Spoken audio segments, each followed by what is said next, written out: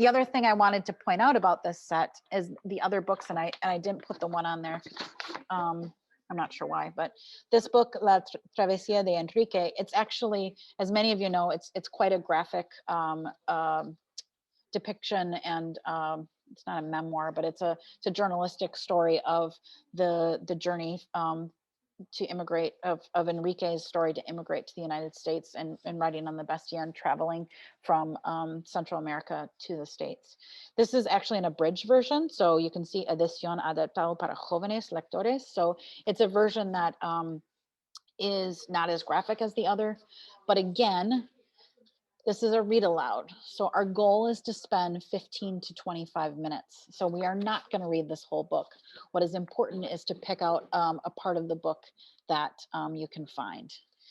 Do we tell you in the lesson plan exactly what part of the book to find? No, we don't. We do make suggestions. So what I want to do now, unless there are any questions, is that I'd like to dissect with you that lesson and kind of how it came about. So I'm going to switch screens here, and then I'm going to pause for questions. And I do have 20 more minutes, right?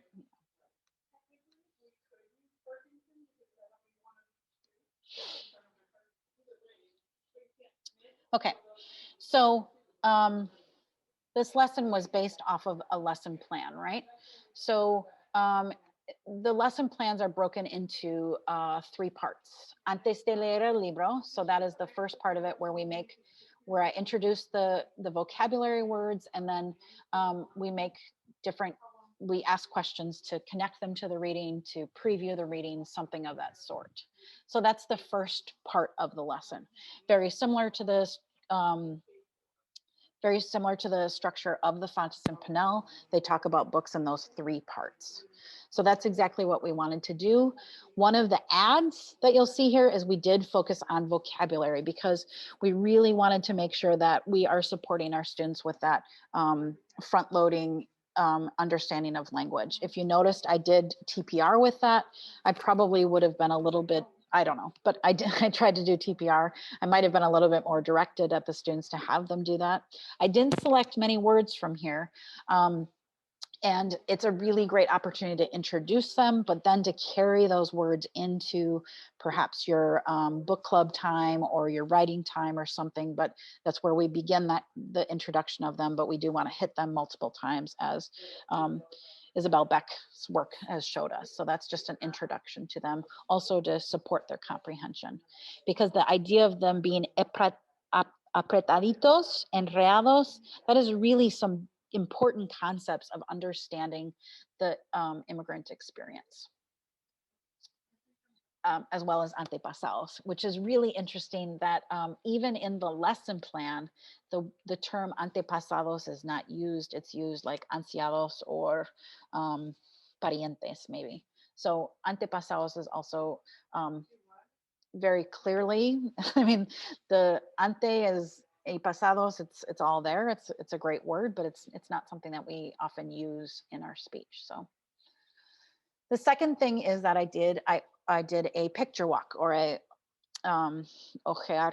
Ojear, I can't say that in English and Spanish, but I did a picture walk. So as I did the picture walk, I used the description of the book, the resumen del libro, to do that picture walk. And that's something that was provided for you.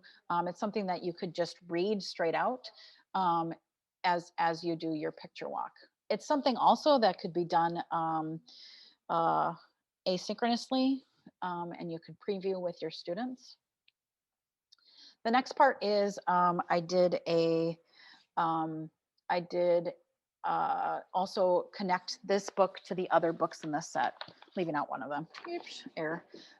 So I wanted to preview with them that these are other books that also share the immigrant experience, to give context to the set of books, what we're looking at that week, so that they're connecting those ideas, and to preview that conversation of comparing and contrasting the stories. Because honestly, the immigrant experience is not one, it's many, right? And that part is also here in the lesson plan. So this, yeah, sorry. Oops, okay.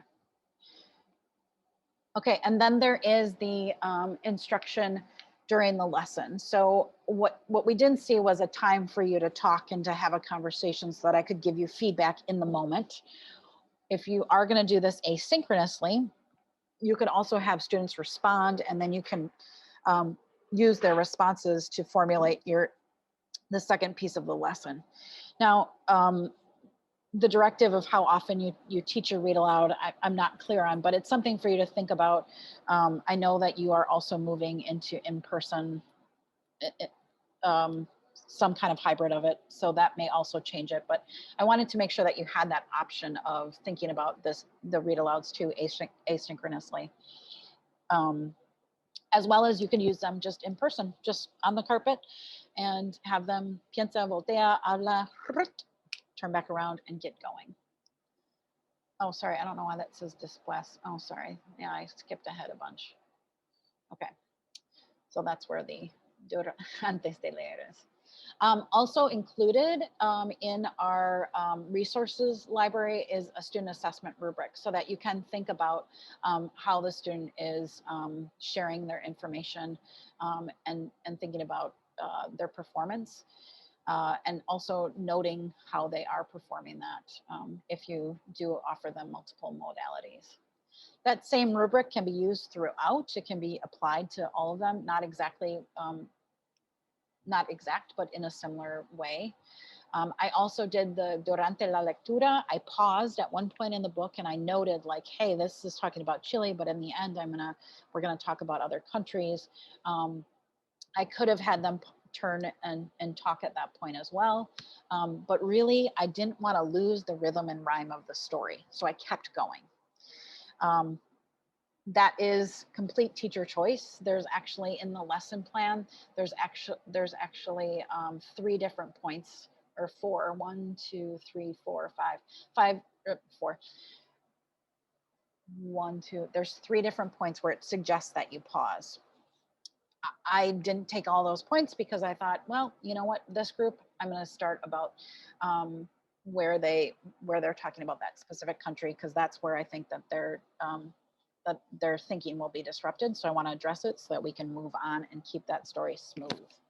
So this is an example of where I took the lesson plan, thought about it, and made an adjustment. And it's really important that you do similar for your own students, because the one thing we know is we can give you some options, we can give you a place to jump off of, but you know your students best. And then after the reading, then that's really where I wanted them to dig in deeper. And if you notice, these questions really can lead us to having conversations about the other books in this collection. Like I said, this is about a young man from Central America. Palabras en mi maleta is another story similar to, well, it's a really great connection between the two of those, to be honest. And then this one is kind of the story of an immigrant after they're here in this country and what it is to live and to breathe as an immigrant in this country. So that is why I selected that story first from the book. These are all things that are really important for you to decide based on you reading them, you knowing your class, you knowing what they need, and being able to make those decisions about your classroom.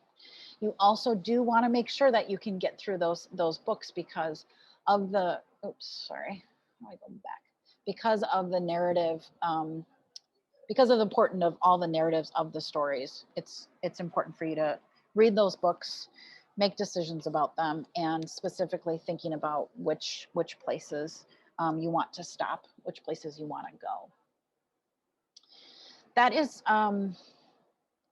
the conclusion of understanding the big picture of it, and then all the way down to the book of it. Our goal is to make sure that we've provided you with books, a resource to teach those books, the structure of a lesson plan, the beginning, the middle, and the end. The one thing that I guess I wasn't explicit about, and I want to be explicit about it, is in the lesson plans, most of the lessons have like this idea principal del libro, or maybe they have a se nota. It's something that is unique about that book that is important for you to keep in mind as you're reading. And perhaps it was one of your teacher colleagues saying to you like, oh, this book is about Chile, but it really does relate to others, might be a good one for you to start with. Or that is the place in our lesson plan where we really wanted to make sure that we talked about the sociocultural aspect of the book to make sure that you were aware of it so that you could decide how to use it with the students sitting in front of you, as well as the vocabulary is another key piece of that, because we know that levels of students are very widely throughout. So that is how the lesson plan can support your classroom.